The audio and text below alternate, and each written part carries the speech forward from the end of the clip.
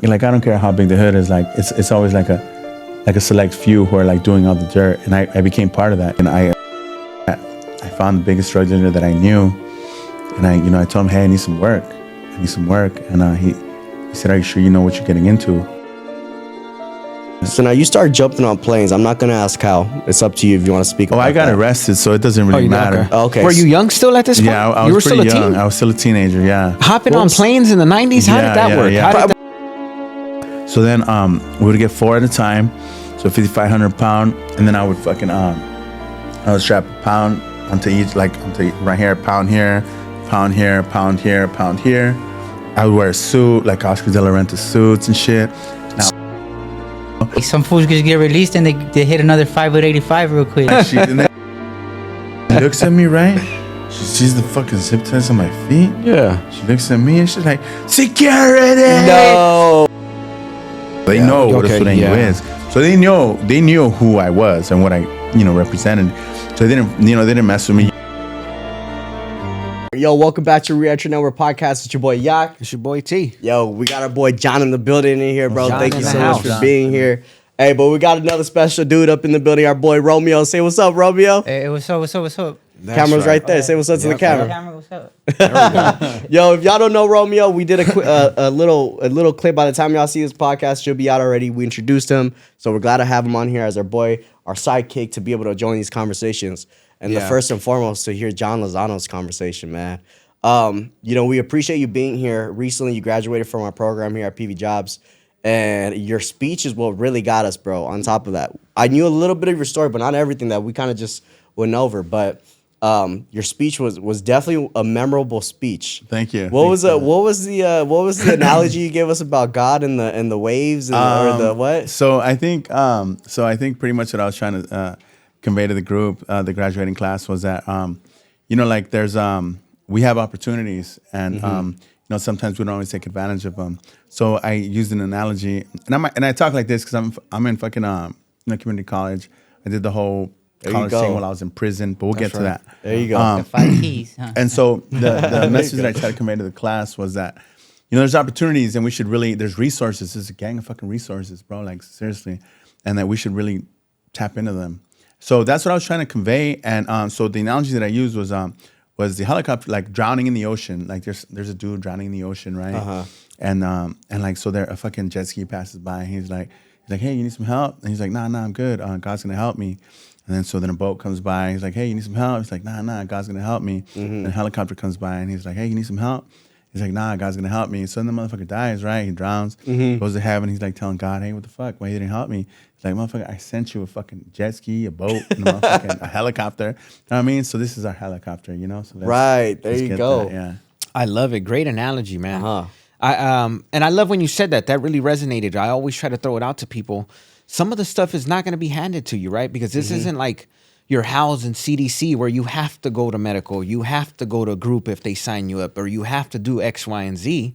You have to do these things on your own accord out here, And if they're offered, you got to do research. You got to take that first step forward. And you've been doing that, And so, again, we appreciate you having you on. I'm just as interested to hear your story from the little stuff that we chopped it up about, man. Thank you. Yeah. I'm excited. I think first and foremost, we always like to go off on where you grew up, where that started, and how that transitioned, because you do have an interesting story. You've been right off bat. You were going in and out at a young age, man. I was. Yeah. So tell us a little bit about where you grew up, and what that was like, and the family experience as well. So I grew up in Hollywood. From Hollywood, I went to my brother was from some hood in Hollywood. He went to YA. So my mom moved us to Glendale, which is, if anyone knows, Southern California. It's right next to Hollywood. So then I went to schools in in Glendale, and they have a pretty good school system. So I did well in school. But my mom, she's from El Salvador. I'm not just gonna overgeneralize and say that everyone in El Salvador is like, violent and shit, but she was, and so I went to a foster home at 12 for abuse at home, and like they don't have, or maybe they do, but I didn't go to a foster home in like a nice fucking area, so I went to So to wait real quick, to go to a foster home though, there had to be a situation that led to you having to be taken away from the family, right? Yeah, it was physical abuse. So was mom and pops both in there, or was both just mom? It was just No, mom? my dad, he was they divorced ever since I can remember. He'd never been around. Like he used to go on the weekends and stuff to go see me. And like when I say physical abuse, like it's not what like most people think of. Yeah. It was pretty fucking bad. So I went to the hospital and shit on numerous occasions, and so finally they took me out of the home at 12. I went to an inner city. And that's, like people in my group home, like they're doing coke, they're smoking weed, they're doing all this shit. Yeah. And that's like Bunch you're of youngsters 12. too, huh? Yeah. So, it was from 13 to 18. They actually made an exception for me at 12. So I went in there, and that's when I just basically got introduced to just a criminal element, just doing. And obviously drugs. I really want to touch on that experience. I mean, it seems like there was already a lot right off the jump. I mean, the fact that you were already at 12 years old, which is a pivotal moment in someone's life, because I feel like that's when someone's maturing. That's when someone's going through puberty. That's when someone's feeling so many emotions at the same time. Now, on top of that, you're trying to handle the idea that you might be getting taken away. You're getting taken away from your family. You're getting introduced to drugs. It's a lot that's going on, right? What was you said you were doing well in school, but yet how did you keep yourself doing well yet when all that was happening at home? That's funny that you asked me that, Brian. So to get away from the abuse at home, my sister and I, we used to go to the library, the public library, and we just to try to stay away from my mom. We would just be in the library all day. Till closing type deal? Yeah. That's like a picture perfect example of how to escape those situations. What better place than somewhere where you're going to educate yourself? And just the fact that you're already smart enough at that age, huh, to Right. pick up books and put. Who else was reading at that age? You know what I mean, like Yeah. that. So you did have a sister in the picture. How old was your sister? She was 11 months older than me. She is 11 months older than me. Wow. So you guys were very much the same age, still going through this transition. That was rough. That is rough. And now, as far as like going back home after being at the library, it's already a scary thought. I can't imagine what that's like. Being there over the weekend, because the library isn't open over the weekend sometimes. What other stuff would you do to kind of keep yourself engaged and still away, even when you didn't have the library available to you? Pretty much I'd just be running the streets. My mom was she was not home a lot. So I would just basically just doing my own thing as a kid, just raising myself. And I'm not one of those type of persons that, just criticize their mom or just blame it on their mom. Oh, my mom this, my mom that. I'm an adult now. Your choices were your choices. Sure. Yeah. But yeah, so she was a single mom. She was trying to make it happen. She was working. So, props to mom for that. But hey, I was just pretty much just raising myself, Now, go ahead. No, I was just gonna say, I'm curious. Did mom see something in you as what happened to your brother that went to YA? Is that what she was trying to stop, and she did it with an iron fist? Is that what ended up? Now that you mention that, bro, yeah, because I remember the abuse just started, maybe she tried to prevent me going down that same path, and so she just overcompensated and just started beating me. I don't know, we don't really talk about it, so I just, yeah. But we appreciate you mentioning it, though, because there's factors here, there's people listening in that may be going through that. But yeah, at the end of the day, it led to some of the decisions, potentially that kind of led to some of the decisions in the future, but at least you're here now. Thank God you're here now with us, and you're on a different mindset, right? Going through a foster home is probably one of the biggest transitions I've heard from a lot of people who've been in foster care. Like, it's nuts. You hear, oh, they're going to a foster home, they're going to be better because their parents were addicts. They're going to be better because their parents were hitting them. But then they go to a foster home. Little do they know it's probably even worse than what they had at home. Right. What was your case in that? So, besides what I told you about, the drugs that I was exposed to, and it was a trip because where I moved to, because I'm fucking staying in the suburbs, in fucking Glendale. And then I go to the inner city, and they had this was the early 90s. So they had race. We're at more or less inner city. Okay. Just so we get a general idea how. I was in a foster home for 1 year in Pomona. Now, I never, when you're from LA, because I'm from LA, bro. So, but you never really trip on Pomona back then anyway. Pomona, what's that? I'm not hating on Pomona, you know what I mean? Yeah, But he's what right I'm there, saying man. is, that shit is turned the fuck up. When I went there, Even at that age, that shit, no. Like that shit, honestly, bro, like that shit's even a little more turned up than LA at that point, because they had like these race riots when I was in school. Like the entire school would participate. What? Like the entire school, like all the Latinos would be like on one side and all the blacks would be on the other side, and I hadn't been, you know what I mean? I hadn't been indoctrinated into any of that, so like. It was like there would be riots, like rumbles, like, and the cops, they couldn't do anything. There's like hundreds and hundreds of people in a riot, so they couldn't stop it really. It was a trip. So that, So you jump in and kind of having to get used to that type of stuff fast. Yeah, and pretty much, yeah. How long did that last out there in Pomona? You said a year? So I was there for a year, and then I ended up going to, my aunt became my legal guardian. She was staying in Torrance. Okay. So I went to my aunt's house in Torrance at 13. 90s. In the 90s, yeah. Well, same thing. Torrance wasn't what it was in the 90s either. So Torrance, it was a trip because I was just out of control at that point. I had a lot of fucking anger, and so it was just So I went to continuation, and so my aunt, she couldn't deal with me. So then I went to a placement. And it was just so. Where I was from, like my hood, it was a pretty big hood. They had a little chapter out in Torrance. So I'm in Torrance, right? And so I can't live with my aunt. And I was just so turned up that these fools in Torrance, they were kind of lame to me, right? So I was on the streets, like we'd be chilling, and then at the end of the night, they were like, okay, so where you going? Like, where are you gonna stay at? And I'm like, I don't have anywhere to go. And they would be like with some bullshit, like, oh no, you can't. My mom's tripping. You can't come to my house. And all this shit, right? So I would have to fucking go like to like an apartment in a fucking laundromat and shit, sleep in the fucking laundromat and shit. Wow. And it got to the point where like, if I'm gonna be on the streets, I'm gonna be in the streets of my hood, right? Fuck this, this little clique chapter shit in Torrance. So I went to my hood, like to headquarters, and I'd been there before for like parties and shit. So I show up, and I just get dropped off. And they're like, like some people knew me, some people didn't. And they were like, who the fuck are you? I'm like, who the fuck are you, motherfucker? And we just get down. And so like every day, like I swear to God, like I'm getting down. Like everybody, I'm like a kid in my teens, getting down with everybody I come across. Like I had bumps on top of bumps. Just like, I was just like a wild fucking animal. Anybody would say anything to me, I would just get off on them. And so like, cause I had to prove myself more than I guess than the next person.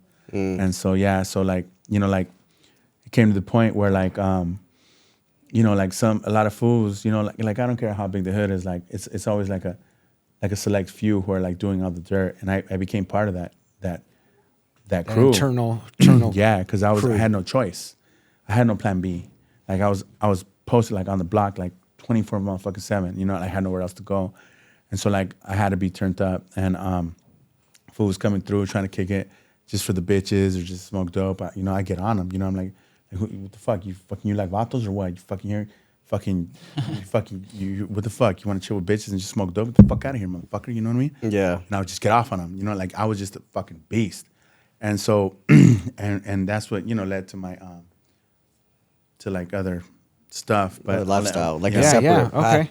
I can't help but think though, at that age, you kept kind of going that direction, but you had a couple opportunities, it seemed, where you just got picked up and relocated somewhere completely where you could have maybe started fresh, but that stuff still lingered. What was it that you think attracted you to go back and say, fuck it, I'm going back to the hood. I don't want to go this other route. So so I'm in my hood, right? And like, and my hood it's pretty big, and they politic a lot. And so like I'm out there like just doing the most, right? Being all that I can be, and just fucking and then my homies start shooting each other, killing each other. They're politicking, you know what I mean? And it's like, and when I saw that, like just homies killing each other, I was just like, man, this is not what I fucking signed up for. And so I found the biggest drug dealer that I knew. And I told him, hey, I need some work. And he said, are you sure you know what you're getting into? And I said, yeah. And I explained to him what I'm explaining to you. I'm risking life in prison, doing dirt. You know what I mean? Like, I want some money. you know, at this point, you know what I mean? I'm eating shit right now. Like, I don't even have no clothes. I don't have no food. You know, I used to drink water just to make the hunger pangs go away, you know? It was pretty bad. But, so he said, all right. So then we started jumping on planes and taking dope to New York. This we used to sell a gang of dope, pounds of dope and So shit. real quick, I feel like to get you jump started on doing something that high level already on planes is nuts. Did you already had experience before that, or he just knew I could trust you? He You're a took you under smart the wing or person. whatever. So when I was on the block, I used to sling dope. You know, they used to give me like fucking like, just little bullshit, like balls. You know, 3.5 grams. I used to cut them down. You know what I mean, and like just sell. You know, like just dimes, dubs. You know what I mean. You know how that goes. And that's what I would do. But because I was partying, I was using too, right? Right. Yeah. So, you know, I would just basically smoke my profit. And so I do know, like, I did know how to slang dope. You know, that's, you know.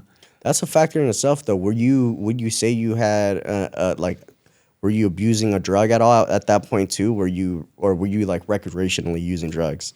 So, you know, that term, Brian, recreational and abuse, it wasn't in my vocabulary at that time. Mm-hmm. It was like, everybody's like, that's just what we do. It's like, you know what I mean? This just comes with the territory, bro. It was just something that we did. I wouldn't have categorized this as abuse, but now that I know better, it was definitely abuse, you know? But when you're on the streets, bro, that's all there is, you know? Mm-hmm. Like, you're out there, you're gonna get high, bro. Like, Yeah. You're around it at the end of the day. Yeah, you're around it. So now you start jumping on planes. I'm not gonna ask how. It's up to you if you want to speak. Oh, about I got that. arrested, so it doesn't really matter. Okay. Were you young still at this point? Yeah, I you were was pretty still a young. teen? I was still a teenager, yeah. Hopping on planes in the 90s? How Yeah, did that yeah, work? yeah. How did Are we that- talking like private jets, or are we talking about So, like? so we'll get to that. So, Oh, no way. That gets there, huh? yeah. Okay, So- man. So the homie, he's a Persian fool. He was with the shit Glendale, too. okay. Yeah, he actually makes was sense. this guy was in PV. He was from out of PV, Palos Verdes. Palos Verdes. Torrance, Redondo. Like, he used to serve all the harbor area and shit.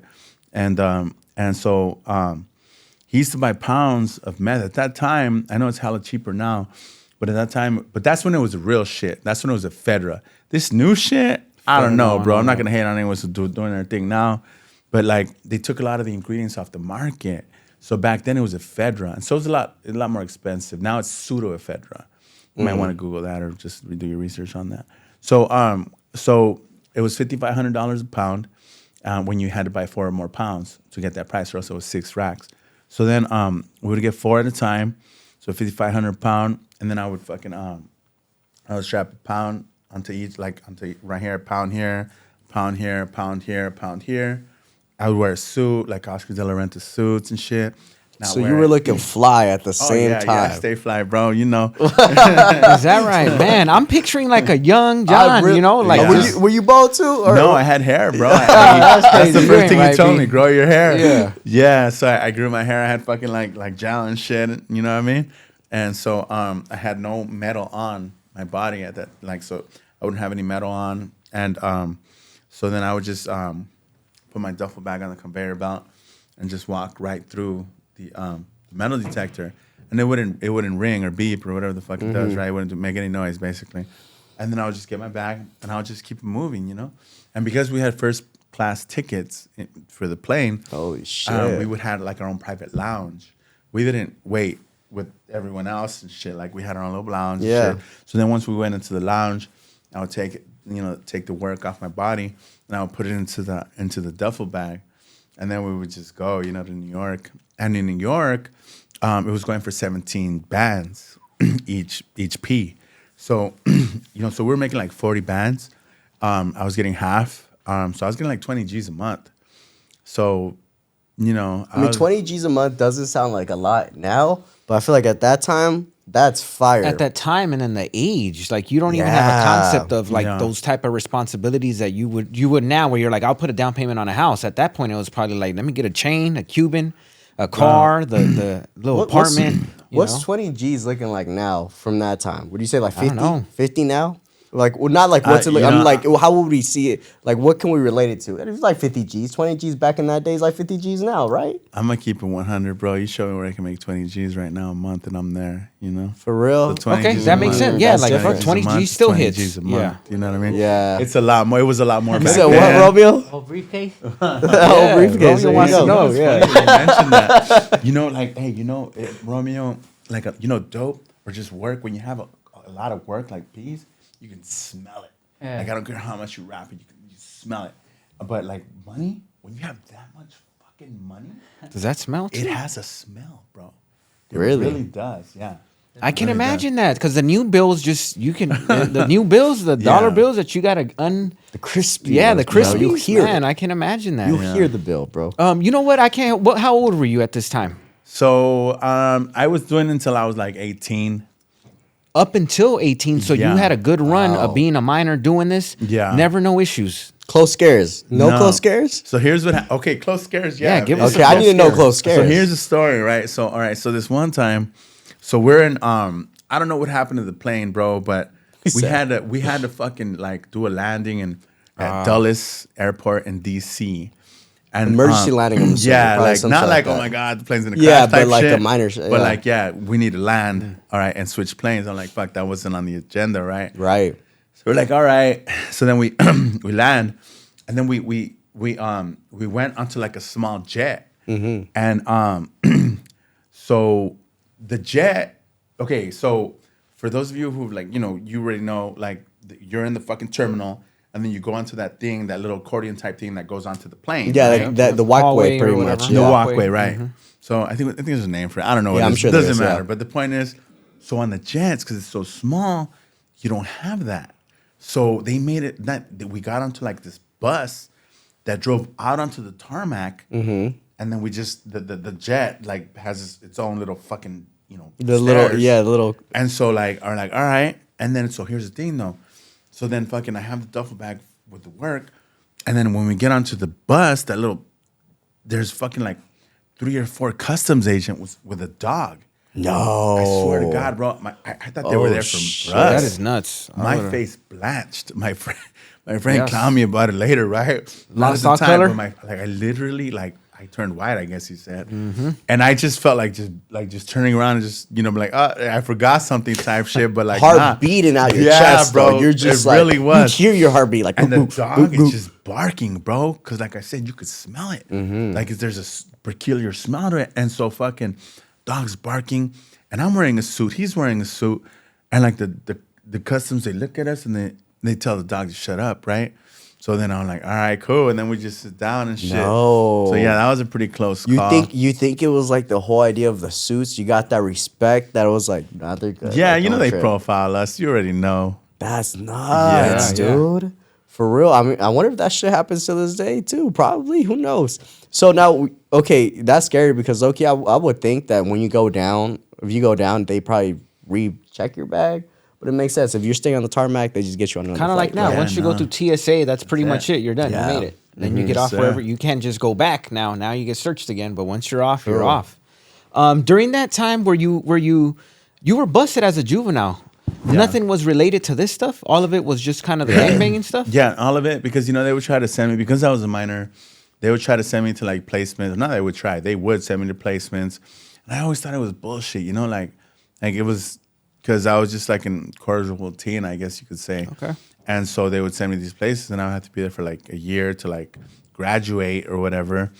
But I would just AWOL. I wouldn't stay. Then I would just go to the hood. And they would snatch you up. Now you got a little Yeah. probation violation or something. So it's safe to say though that you found like, for the most part, a good hustle. A hustle good in the sense of at that time and what you were living. That's probably one of the better hustles you could have found, right? Anybody else, they would have gave you some shit, like you said, serving on the fucking corner, and who knows what would have happened, right?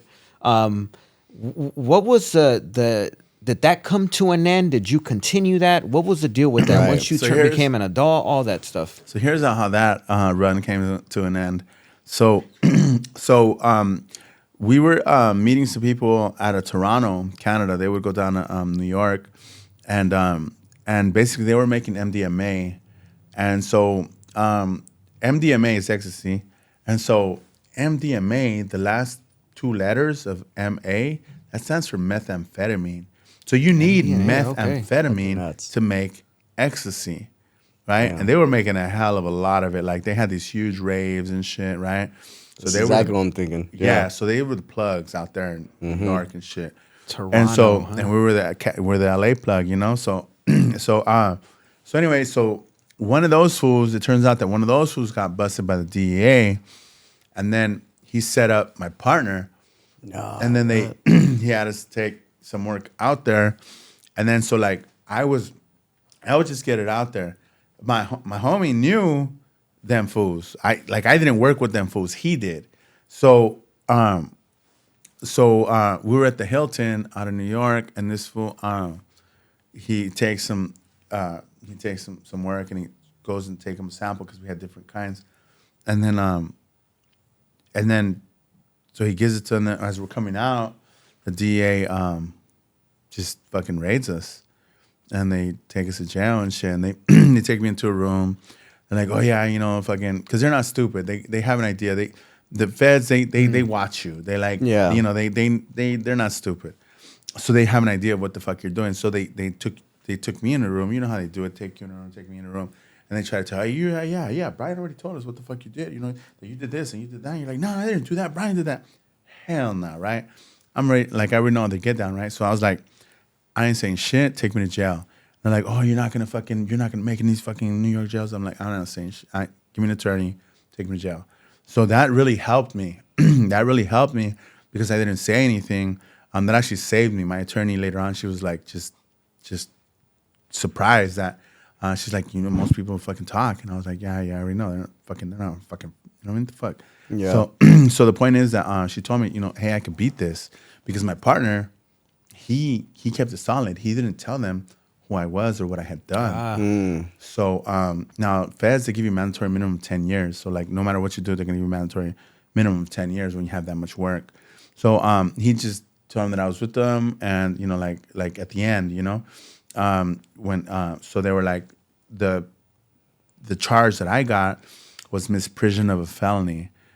It's a weird name. What was it called? Misprision of a felony. I've never heard that. I before. never had either. A lot of people haven't. It's MISPRISION,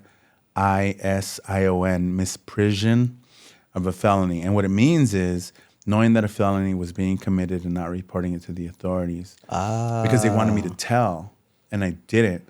And they had nothing on me. They had him, my homie, but my homie didn't tell.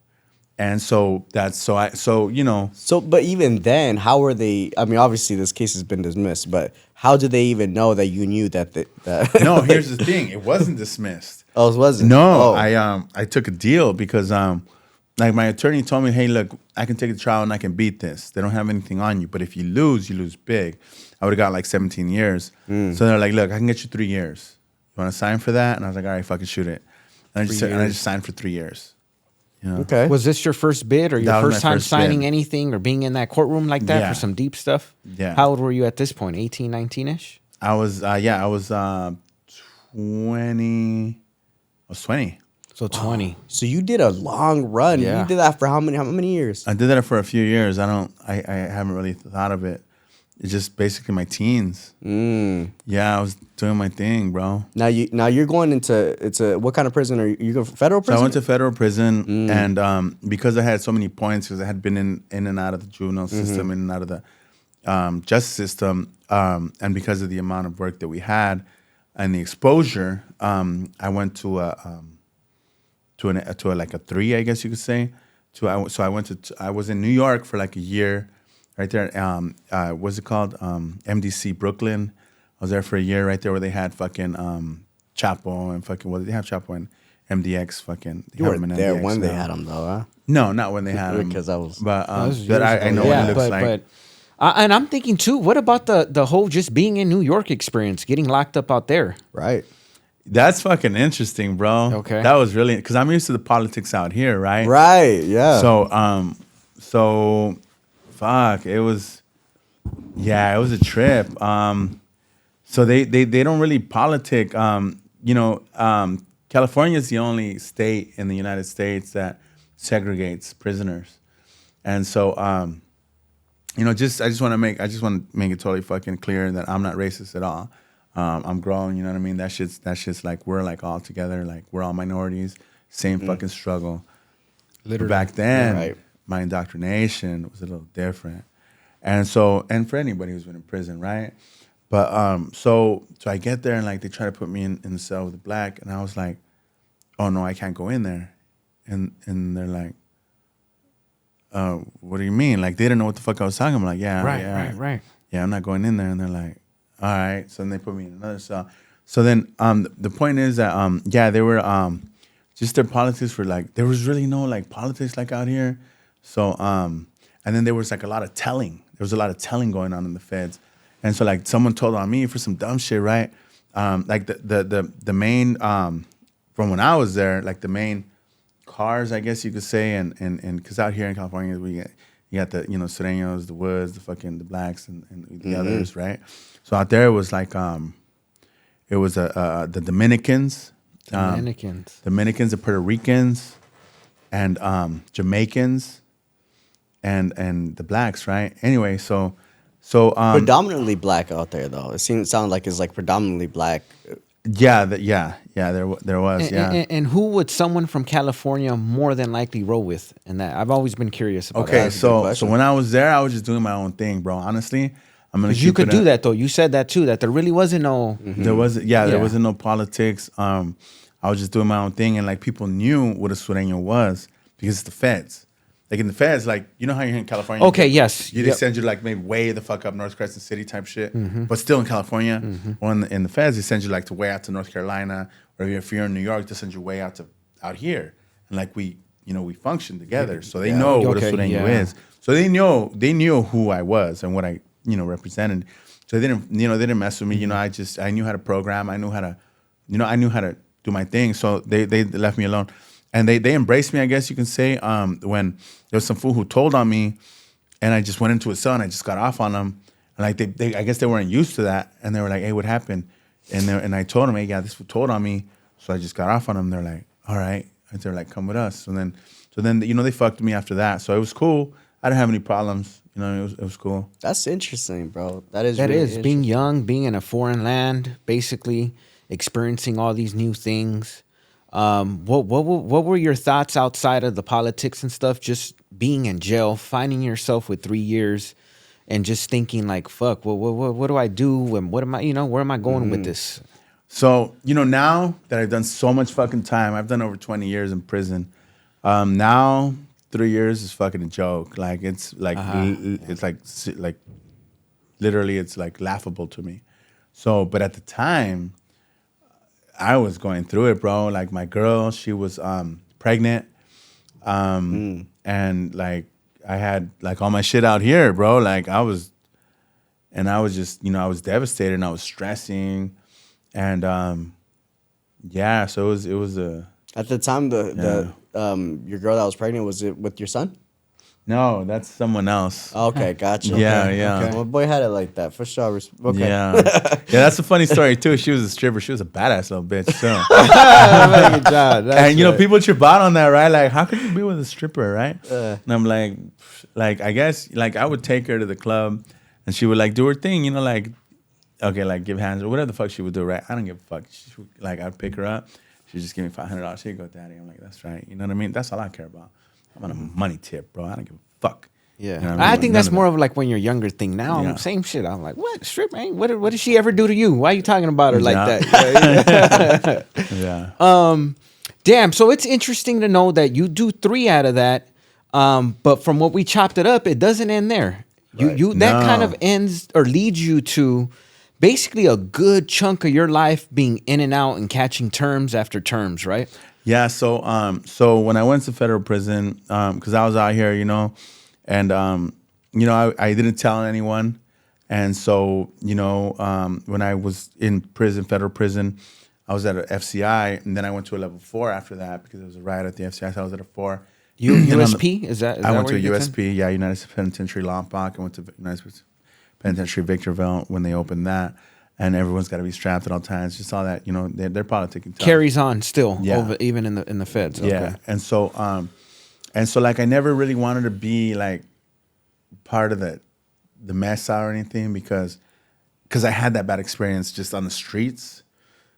So I just stayed away from that, you know. Yeah, But like my hood has a gang of big homies, a lot. And so like I had one right there. And when I first got in there into the hole, like they sent me like a can of tobacco, some fucking weed, like all kind of shit. What do you need? Like what do you need? I'm like, nah, I'm good. You know what I mean? Real quick, we're talking about the feds still. In the feds, okay. yeah. I paid my respects, did my thing, and everyone knew who I was, but like I wasn't like in the mix, basically. So when I got out, my homie, he was still out. The fool, my crime partner for the federal, okay, for yes, the federal yeah. fucking offense. How much time did he get? What happened with him? He got like 10. He did like 8. Yeah. Okay. So, but he bailed out. Trip out on this. I didn't tell you. I bailed out too. We both bailed out. We had it like that. So I bailed out. He bailed out. We're out here. Yeah. But then I fucked up again, and like I don't know what I did. I think some fraud shit. And then I ended up going to jail. And then they sent me back to New York because I came back. That's where your bond was at. And yeah. But he stayed out here, right? So then he was out that entire time for 3 years, right? And so he's like, all right, you know, like, bro, like, what do you need? You need some work? I'm like, nah, hell no, right? Okay. Because then once you have a prior, then they're gonna break you off, right? 100%. So then I'm like, nah. He's like, look, I'm gonna plug you in with a friend of mine. He owns a UPS store. He owns a bunch of stuff, right? Because he was in the game. Oh, we'll get to that. So then he's like, look, he's gonna hire you. He doesn't really need you. So I go to talk to his friend. He's like, look, Johnny, my name's John, but like, you know, whatever. So he's like, look, Johnny, I don't really need you, but I'm gonna hire you just to get parole off your back. I'm like, bet, all right, cool. That's all I want. Yeah, that's it, right? I was like, so then he had me like just running errands for him and shit and just doing shit. But this fool, he used to be in the fraud. So he was in the fraud, and so he would have people, like he would sell like printers, checkers, foilers, embossers, check paper with the fucking silk threads, fucking magnetic ink, fucking just basically fraud central, right? And he would tell me, I'm like, dude, what are you doing with like selling all of this, right? And he's like, yeah, none of this is illegal. Like you can buy this. I'm like, all right. So then like he would have like fools come in with like just $50,000 worth of merchandise. Like we would take the pallet out there and just stacks of fucking MacBook Pros, just Mac Airs, fucking, you know, iPods, fucking all kind of shit, bro. Yeah. Digital SLR cameras, like the shit that we got in here. Like we would have all of that shit. So anyway, and I'd be like, I said, Caesar, you know, show me, like put me up on game, you know, like how can I want to learn how to do this. So then he did. He's like, look, I'm going to show you how to fucking do this shit, but you can't, like once you can't like leave. Like I became indispensable to him at this point because he could trust me. There would be like 40,000, 50,000. One time the laundry money, there was 400,000, like just cash there, right? So fucking like, you know, like he could trust me. So he didn't want to let me go. So then I said, yeah, no problem. So he showed me everything that he knew. And then it just so happened one day he told me, hey, Johnny, don't come into work today. I think he knew what was going to happen. And the FBI raided him. So the FBI raided him. He ended up going to federal prison for money laundering. You can look it up. You buy, we rush. You buy, we rush. So he went to the feds, and for money laundering. I was out of a job at that point, but I had all this knowledge, and then so I got into fraud. Right. I got into fraud, and I was just doing my fucking thing. Like it was like, that's what I started doing. My crew that I was working with, they came out on American Greed. I don't know if you've heard of that show. American what? American Greed. Greed. I haven't So checked look it out. it up, No, check but it now out. I want to check it. Definitely. Show Yeah. on cable, American Greed. That's my crew came out on that. They have like different show series of like different. What was the crew one called? Was it Gino? Max Butler. So when you go on American Greed, just look up Max Butler. So yeah, that's what we're doing, and I just got caught up in the lifestyle. I never got caught up with the fraud because you know it's just the way we were doing it was just impossible to get caught for it. And I had a fast car, I had a sports car, and cops got behind me. I was drunk on Christmas. They got behind me, tried to pull me over. and I took him for on a high speed chase. I thought I could get away. This was in what city? I was actually in Old Town Pasadena. Excuse me, I was in Old Town Pasadena. On federal parole still. Yeah, still Damn. res release. Going on yeah. a damn high speed chase, huh? Yeah. In a Lamborghini or what? No, in a Benz. Yeah, something like that. So, I almost got away, but I didn't. So I ended up going to state prison for assault with deadly weapon on a peace officer. That's a couple years. Well, they wanted to break me off. I got lucky and I only got 5 with 85. And so these fucking right? We're not we all need fucking law enforcement, right? Like, there's a bunch of weirdos out there. We need, I got a mother, a daughter, sister. So, all right. But whatever. The point is, these fucking got on the side of me. Yo.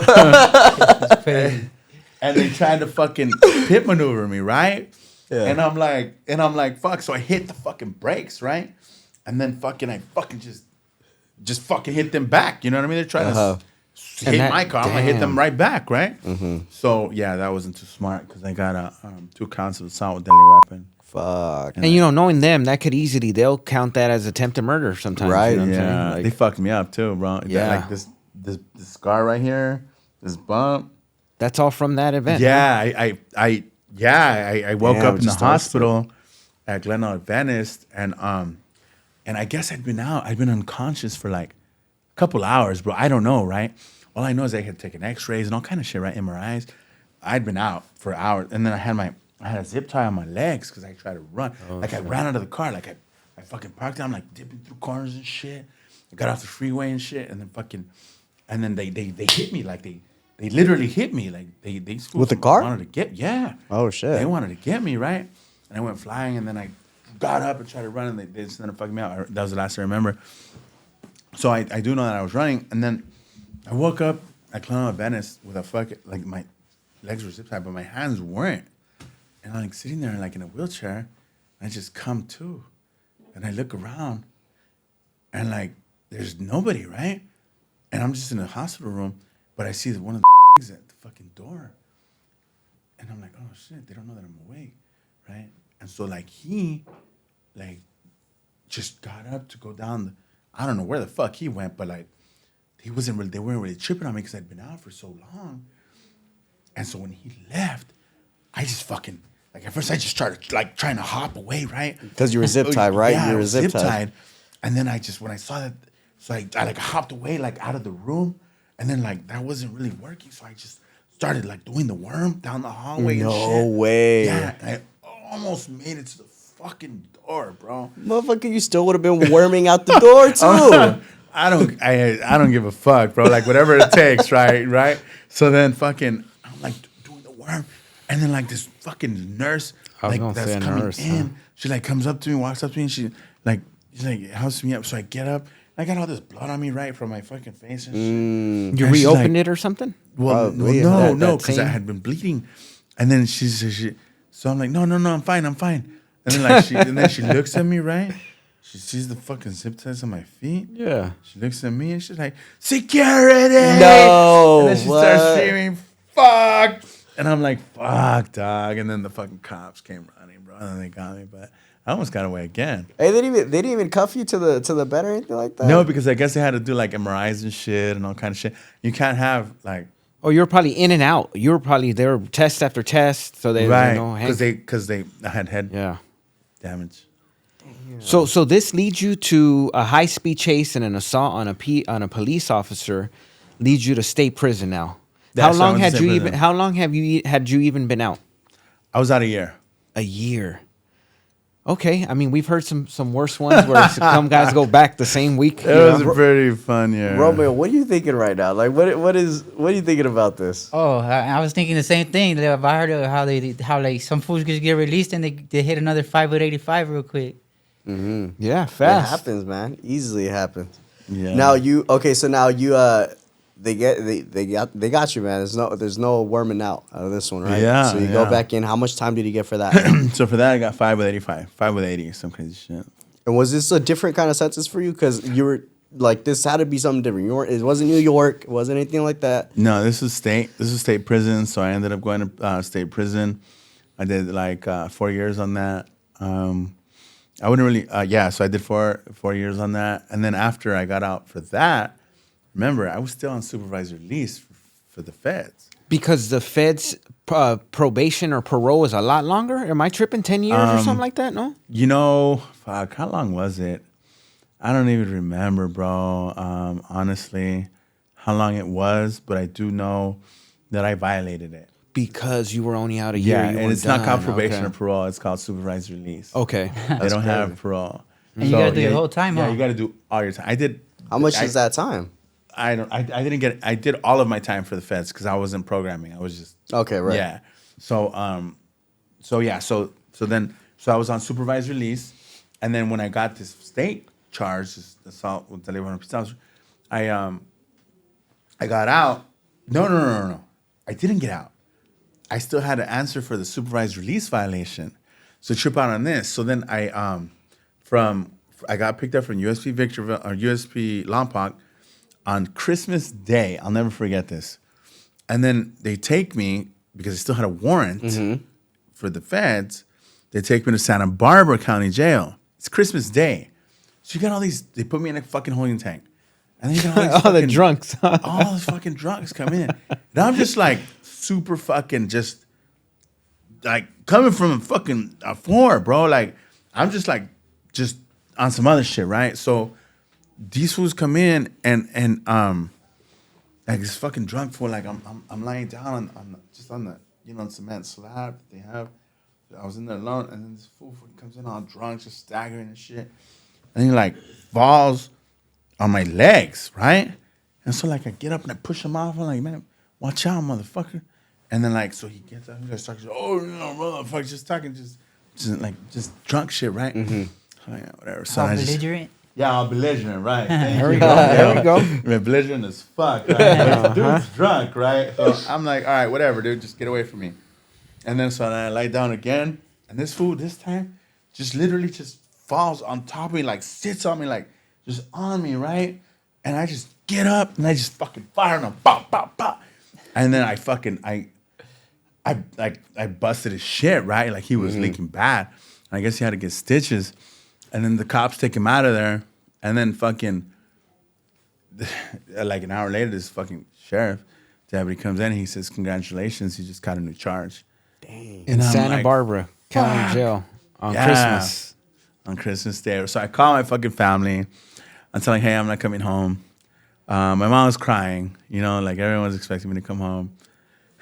So they house me, and then I'm just there. And then one day they just come and pick me up. The sheriffs call my name, and they're like, hello. They call my name, and they're like, hey, time to go.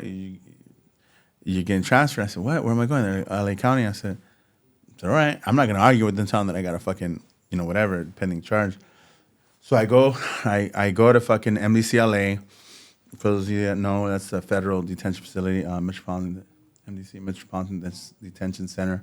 It's in downtown LA, right up the street from the county. That's the one by the Union Station? Yeah, exactly. Okay, yep. See it all the time. Yeah. So that's where they put me, and then I went to court. They gave me like a 6-month fucking violation, bro. So What about the ad charge for that's beating the up thing, and I'm just waiting, right, for Okay. like someone to contact me, just someone to be like, hey, you got to go to court. Nobody ever contacted me. So I don't know if there's statute of limitations, but Shit. Right. Hopefully no. Yeah.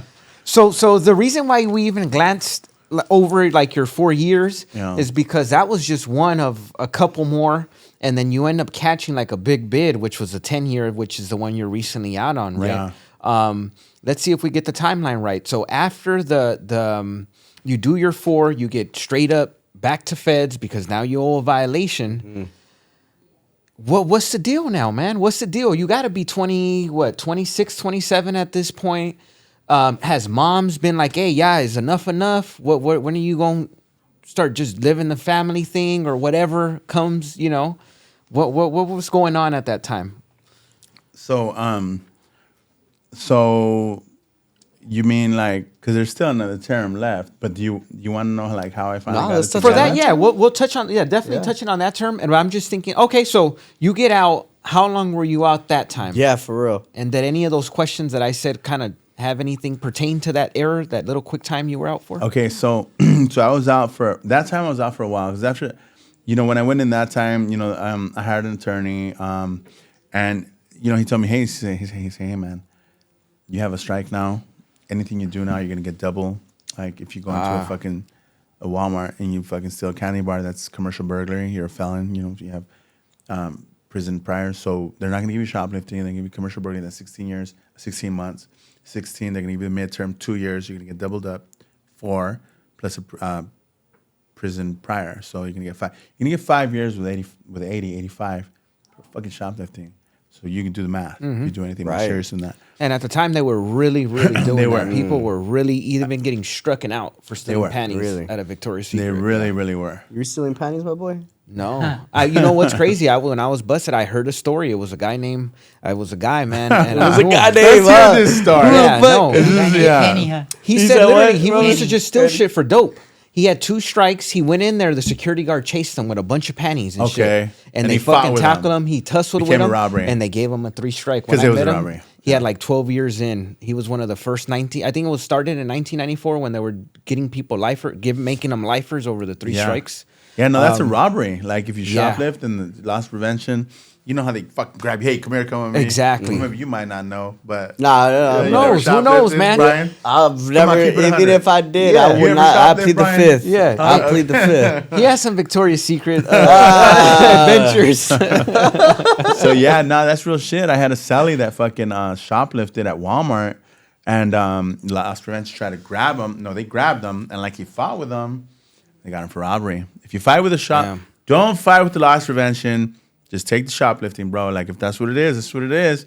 Fight with them, you're going to get a robbery. Crazy how you said that. Like, at that moment, you got to be grown. You got to rationalize. It is what it is. Just get caught. Why make it worse? And I know at the time, most 9 times out of 10, you're not doing that. You're running, you're dropping, but that's the reality, right? Fuck, take the 2.5. Why are you going to make it 6 or 7, Yeah, it's a good thing that they're no longer, from what I hear, right, they're no longer giving people enhancements. I don't know. You guys might know. Yeah. I think they stopped doing the 10 for the gang, stopped doing the 10 for the gun, which were the ones that were killing everyone. That was killing everybody, yeah. Youngsters were just getting, they were replenishing that whole system. Lifers coming out now, bunch of new youngsters with a bunch of these laws or double jeopardy laws, those conspiracy laws and stuff. My fault. I think we interrupted a little bit, but you were going somewhere with that this time around you had the lawyer, you had everything, so things were a little different, I guess. Yeah, so so he explained it to me, what I just explained to you, and that's when I decided to reinvent myself, and so I stopped breaking the law, and I really, I just got a job. I've always been like pretty extroverted, outgoing, so I got a job in sales. I did really well, and I was doing well. Crazy that I can see that, bro. You Thanks. come well-spoken, eloquent. I can see that. Like, Hey, let me you tell you would this excel this at that. fucking Honda. This fucking Honda's fucking fast. That's my boy John. It's a fucking fast Honda. Yeah. So then and then my dad. Okay, so my dad he was here my entire life, but he was born in El Salvador. Both my parents were, and my dad was like he got old. He retired. And he's like, John, I want to die in my country. Yeah, he was old. And so I said, all right. So he went over there. I used to send him money, monthly and stuff. And he used to tell me, John, come over here. There's a bunch of women over here. You're going to fall in love. I'm like, dude, there's a bunch of women over here. You know what I mean? And he was like, but I didn't really get it until I went over there. So I went over there. I bought a round trip ticket to go to El Salvador. And I just, like, my life was here. I had a girlfriend. I had everything here. But I just ended up staying 3 years. So I went to I lived in El Salvador. What do you think caught you? Like, what was it that kept you there? Like, how long were you supposed to go for? So I was just supposed to go for 3 months. I had a round trip ticket. Still a decently long time. Yeah. Decently. And no parole or issues lingering? Yeah, I was absconding. Oh, okay. Damn, yeah, okay. I never really used to follow the rules, really. I mean, I guess this time I tried to do well, but I forget what happened. But yeah, no, okay. But I get it for the most part, though. You had your mind right. It was just a nuisance of having to deal with that. Luckily, in your case, normally it's a good thing. If you're doing crazy shit, somebody got to, but in this case, you you were already kind of straight arrow. You were doing something, Right. and so you end up in El Salvador, which is another complete 180 in your life, right? Yeah, and that's a whole another fucking story, fellas. El Salvador's a trip. Now, at that time, it was like the highest murder rate in the world, higher than Afghanistan, higher than war zones. It was a trip. It was a trip. But I was getting unemployment from here, from California, from LA, and I was getting like $1,800 a month. So I was staying. To put that into perspective for you, minimum wage at that time in El Salvador was $250 a month. So I had like a luxury apartment, like a block away from the presidential palace and shit. And while I was there, living in that ritzy area, rub elbows with like some upper scale, I guess, upper middle class, right? And so I met my baby mama. She's an attorney out there. She was a fucking prosecutor, believe it or not. No way. Yeah. So we have a child, Valentina. She's fucking beautiful. I love her. And so yeah. So had a kid out there, and then I came back over here after 3 months. My unemployment ran out. Wait, how'd you meet her, bro? So Let's get a little love story going on. How'd you meet your baby mama, bro? So I did. I went to go work at a call center for Dell. Yeah. So and then she had just gotten to the university, and she was like trying to figure out where she would work, like and then so she went to go work at this call center, and we met there. Yeah, she was hella cute, and I was feeling her, she was feeling me, and There you go. Hey, I'm tripping on that call centers, even at that time, were still a thing for deportees and stuff like that. You weren't deported, but No. like now it's being highlighted like that's the number one job when you get out there. If you're deported, that's a viable option. They pay more than your average Joe out there, and you blessed with speaking English, and I'm assuming that's why it was an easy gig, right? Because you knew English. You're right. That's why they mentioned that. It is for anyone getting deported. These call center jobs do pay more than a lot of other jobs out there. It was a relatively good paying job out there. So now you're getting exposed to high, luxurious individuals, middle class especially. Where does it kind of start taking a wrong turn? I feel like you start getting involved in something that you probably shouldn't have been getting involved So here's in. the thing, right? So when I took the trial, they ended up giving me, because I lost. Anybody who knows the system knows that when you lose a trial, they fucking break you off. And so they broke me off 21 fucking years. They gave you the max. They gave me the max, 21 with 85. So I appealed it, and I won. And so Right there and then, while no, you're not- still. It took It me took like a years. year, no? It took me 9 years, bro. So you were already serving your term I was already during serving this my whole term, thing. yeah. And they let me out early. Damn. Hey, bro, I was so that intrigued is on this fucking crazy. story. I didn't know this shit was all the way down here. That's fucking, dude. Yeah. Like, I really do. Like, I think that's fucking crazy because the fact that now you know that you're gonna have to fucking be. Fuck, you got me talking like you now. I'm using the word fucking a lot.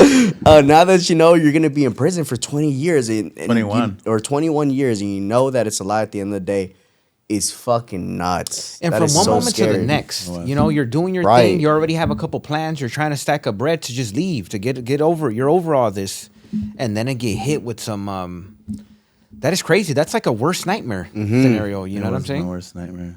It was. And my BM, she was waiting for me. She was really supportive, bro. Throughout, like when I was going through the trial, she's like, we're gonna win this, I'm like, all right, cool. And then when I lost, like I was devastated. I told her, just move on with your life, And then she was like, no, we're gonna wait until the appeal. And then so Was she shooting? My bad. The baby mama in El Salvador, was she shooting a game like because she was like an attorney, or right? Or like is an was she attorney, trying yeah. to see like do they have this, do they have that, or like was she trying to help So you with there's your different case? laws out there. Ah, I see. Different Makes judicial sense. system, Yeah. So but she was like supporting me, and then so the appeal, for anyone who knows, they take years, bro. Yeah. So like she's like there, and I'm like, dude, she like it's not fair to her.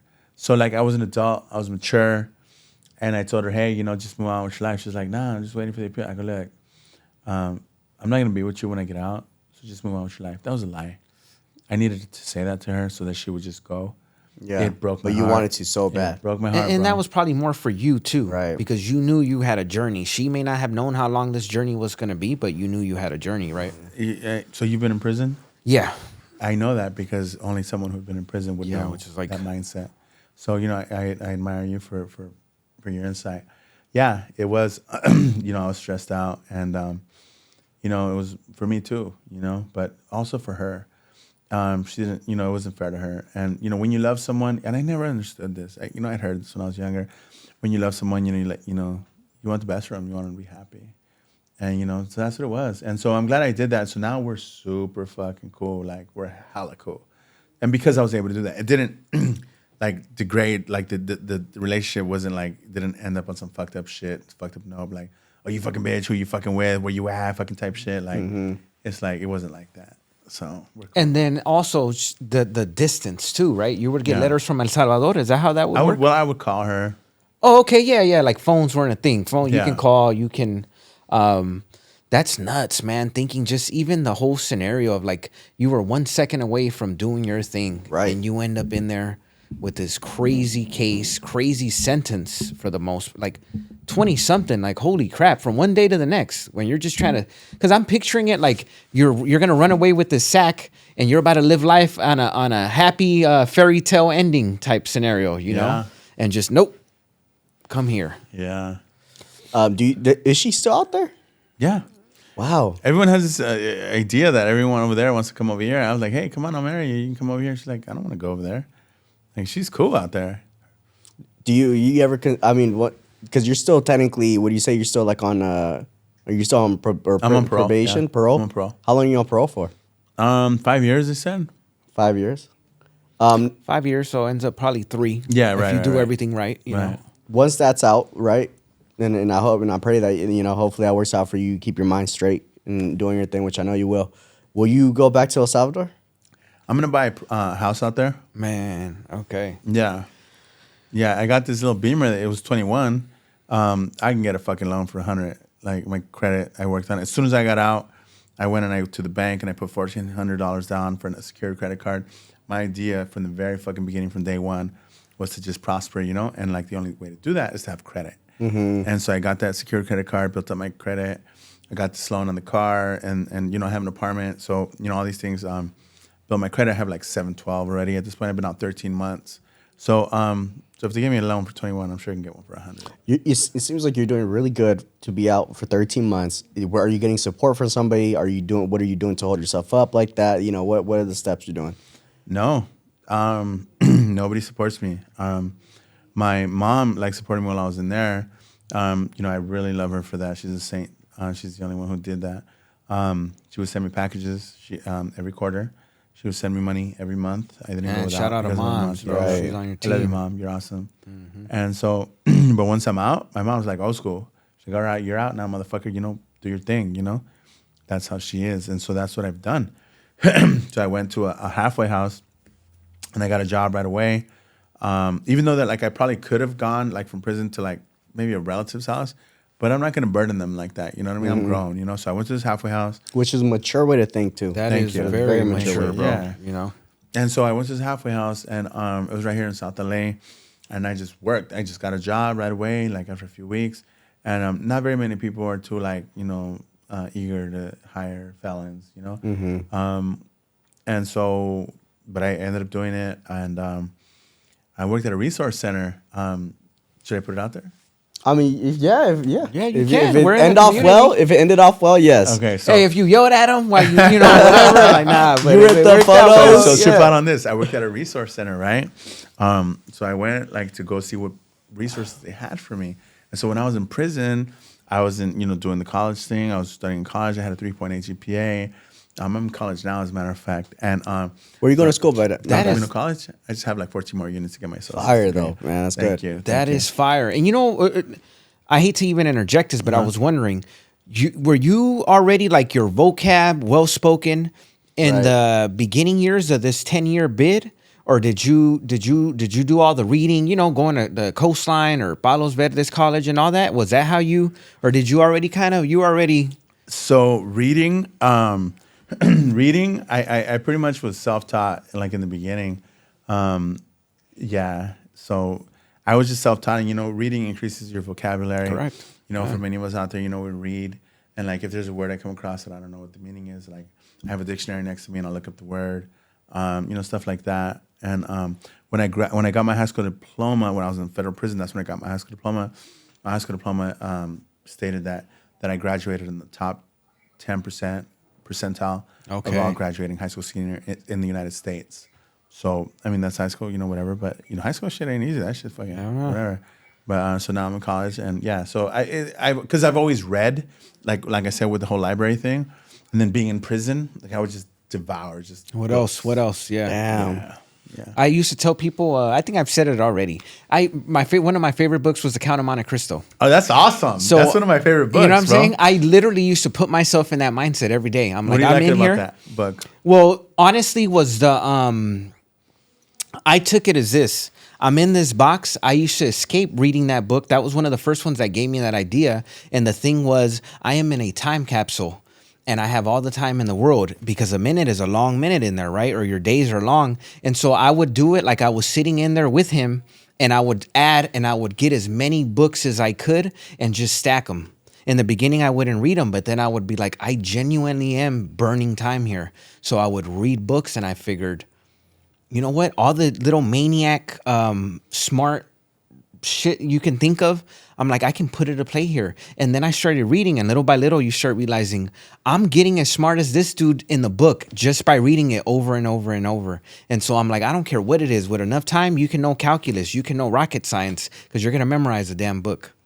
So I took that shit and I ran with it. That's a cool. Yeah. It's like really a redemption story.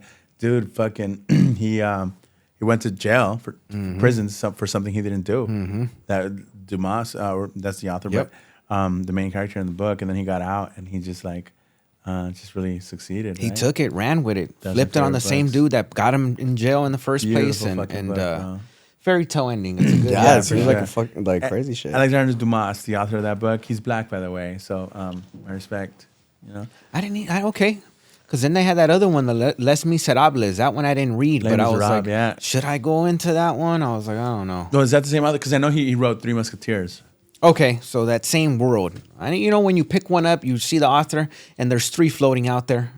Yeah. You pick up a James Patterson, there's 30 of them out there. You Yeah. know, so Y'all make me feel dumb, bro. I gotta pick up a book for real. That's crazy. Yeah, Robo, so- you heard of those books, Romeo? yeah, Roman, I didn't really read books either, but yeah, I'm starting to read. I know you have Yeah, one. you book. are, huh? Give us one book. I know you had one.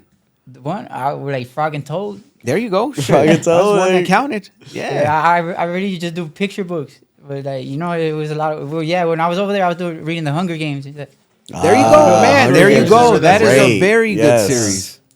Or that or the Maxim magazines. You know what I mean? Whichever ones you prefer. It used to be better, and then they sold it to like whoever. The Remember Maxim, really? Back like 20 years ago, Maxim, Okay. when it first came out, it was hella cool, but then they sold it. It's not the That same, kind of bro. makes sense because when I went in there and from in 09 or whatever, they didn't, the ones that they had, you weren't getting them sent in anymore. They were just floating around. Yeah. So it was basically Bikini Magazine, essentially. Oh, damn, that's rough. That's but they crazy. stopped it. But you would, I guess once it's in your hands, it's your property, you paid for it, so it phases out. Y'all really had DVDs, huh?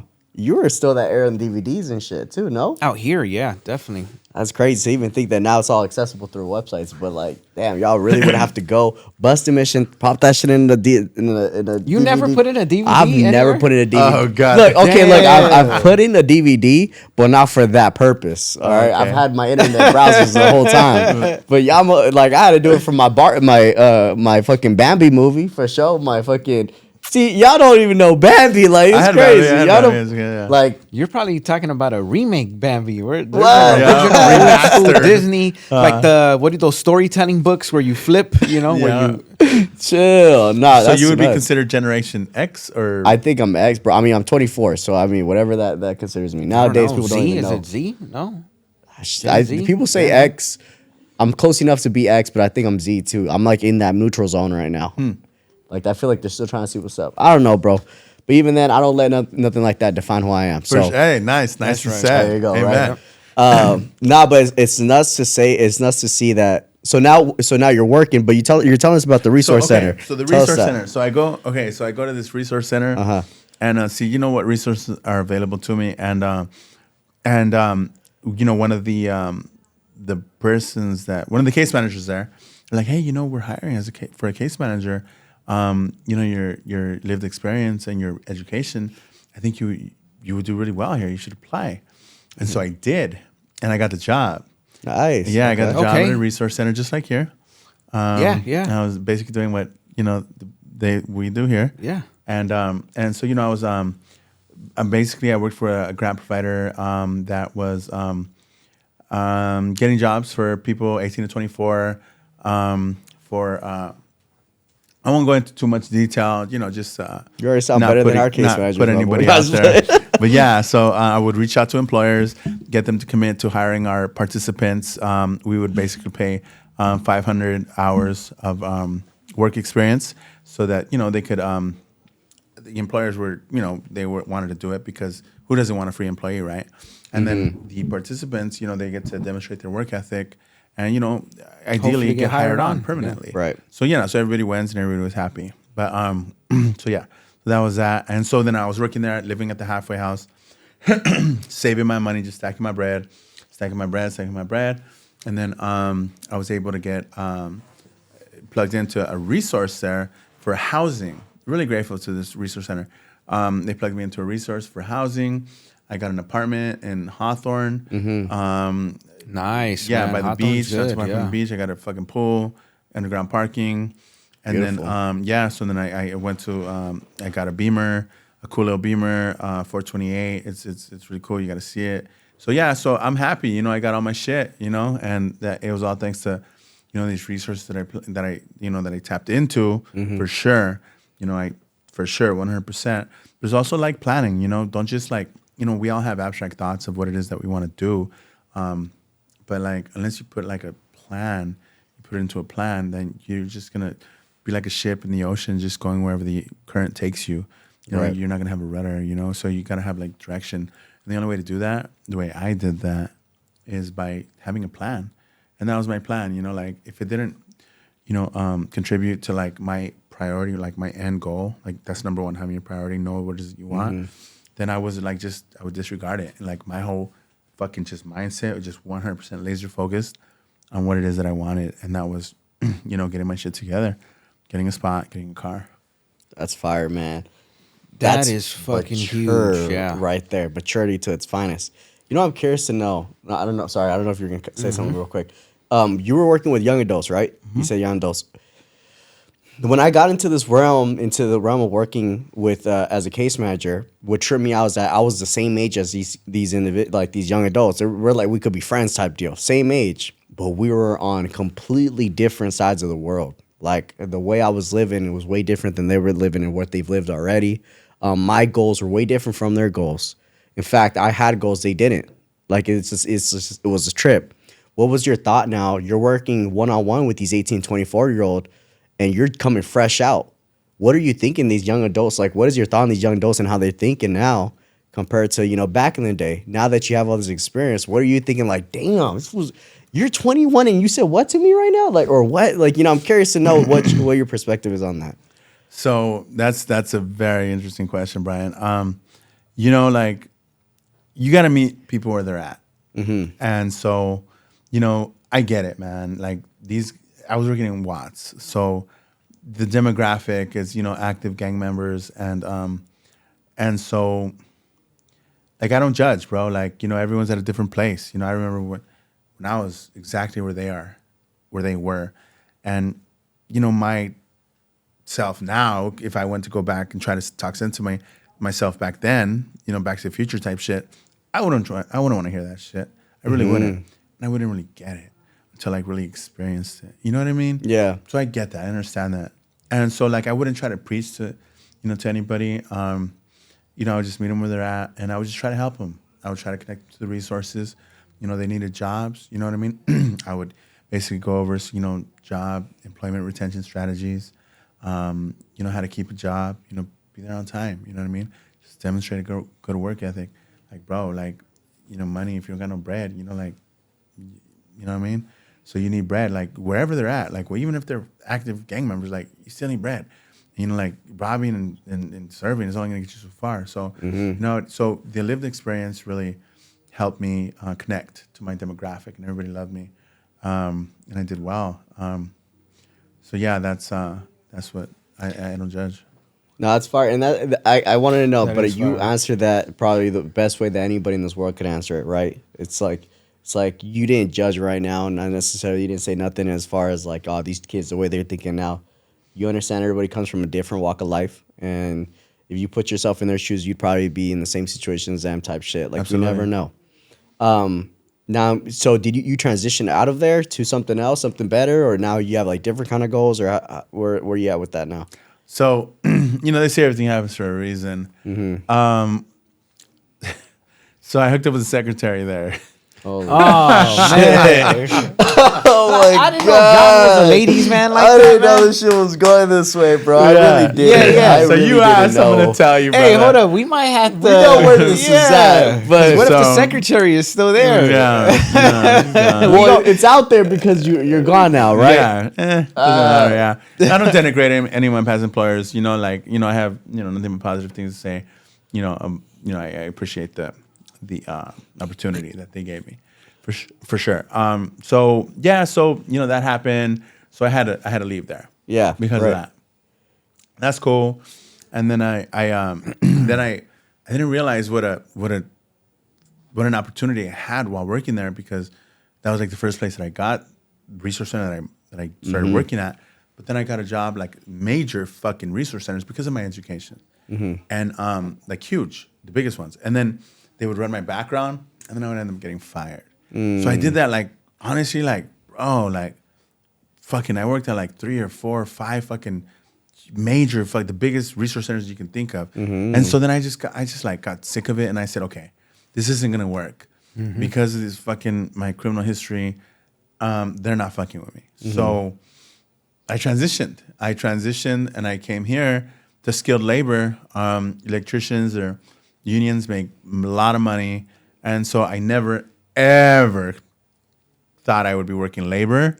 But it's skilled labor, so It's not just labor. Yeah, it's a career-based stuff. Not it is. anybody could I don't do mean it. to denigrate it. I'm sorry. No. You're Yeah, no, not. I It's get like- what you're saying, though. I get what you're saying. Yeah. Because Yeah. it sounds like It's hard work, it's hard work. That's but the you big get difference. fucking paid. Yeah. And I don't care what You I'll get your do money's whatever the worth. fuck it takes, as long as you pay me. Yeah. So General you get labor is- paid. is hard. You get paid. Yeah. And when I found out how much union people make, I'm like, I'm there. Right. And that's why I'm here.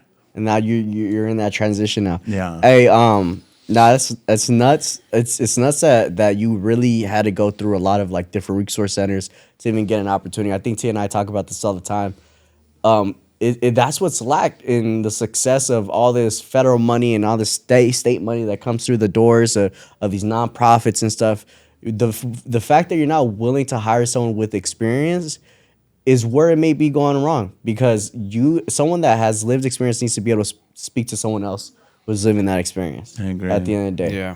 And the fact that these big major resources that have the real money that could help aren't letting someone come in as an experienced person to work it. But I understand at the same time, you never know. Similar to your story, you went in, you got out, they thought you were good to go, and then a year later you get back in for some other bullshit, right? So it's definitely like there's ups and downs with it, but I wish and I hope there's another way they can kind of pre-screen people for the future type shit. But I guess what is something you would say to some of these young adults or even adults nowadays? I mean, you're in front of a camera now, and then from there, I kind of want to see, what kind of stuff would you want to tell them right now? So to anyone out there, like, in the struggle, I've been there, not having any clothes, not having shit, you know what I mean? And it fucking sucks. Just know that it's not permanent.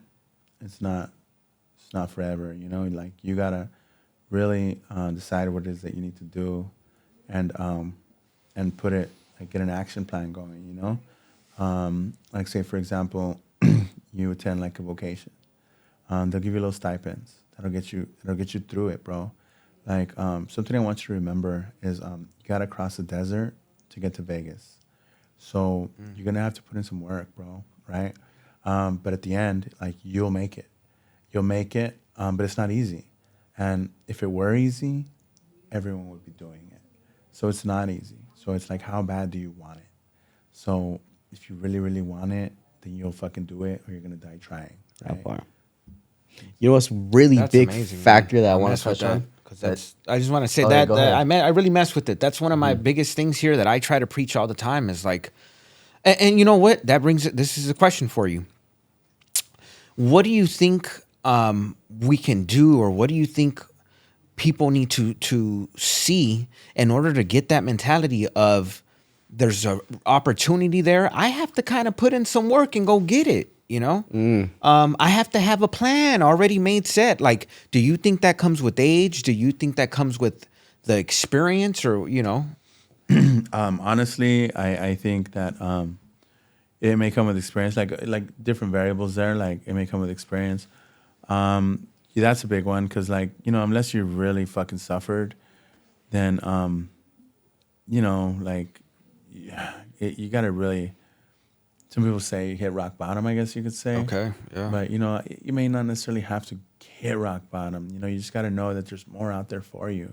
Right. You know, it's like, I know, like, living in the hood, like, we don't, there's poverty all around us. And so we may not really know better or what's out there for us, but I promise you, there's a bunch of resources out there, the federal government, or there's just the government. They finally got it, that it's cost more money to, like, imprison us than to educate us. And it really does. It really costs a lot of money to incarcerate us. So they have a bunch of fucking resources that we can tap into. We can go to school, we can fucking get a trade, we can do whatever, and they'll pay you. They will pay you. So, like, I mean, I guess you gotta decide whether, like, chilling with bitches and, chilling with the homies and smoking, smoking bud all day, if that's more important to you, because you can't do both. Like, I mean, maybe you can, but, like, you really, really, it's going to interfere. Like, you either do one or the other, like, or you just put all of your energy into, like, school or a trade. And, bro, it's not forever. Like, just go to school for 10 months, bro. Like, and then you'll get your fucking license, then you get a job. And then if you want to smoke fucking, on the weekends and shit, you can do that.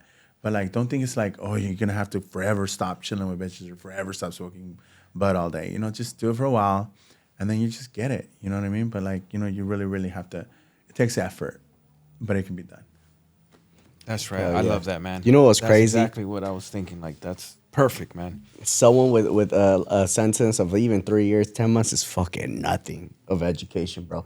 And 10 months of free education, especially, like, that's crazy. When they really, but the fact is, it's sad that some people have to live that experience to really know that 10 months is literally nothing. But to others, it's like it's a year so long. But one thing I do want to highlight that's pretty fucking big. That's probably because at the end of the day, people judge based off the way someone looks, right? That's For really sure. how it is nowadays. It is. You're not tatted, or at least you don't have showed ink. Is that for a reason?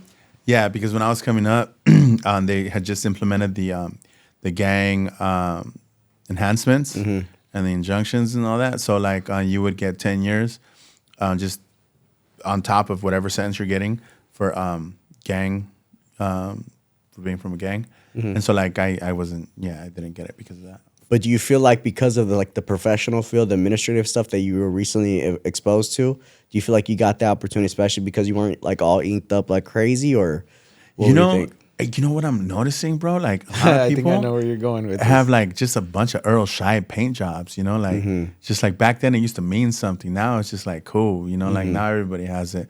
Like police will have it, you know what I mean? Like, so it really doesn't mean anything anymore. And like people like in office settings, they have it, but like we're kind of at a disadvantage because of our because of all our stuff we got going on. So like as long honestly, like if you have tattoos, but as long as you have the education to like, offset that or balance it out, it would be fine, I guess you could say. No, and I only bring it up because I don't know if I don't know, and I'm just bringing it up because I'm curious.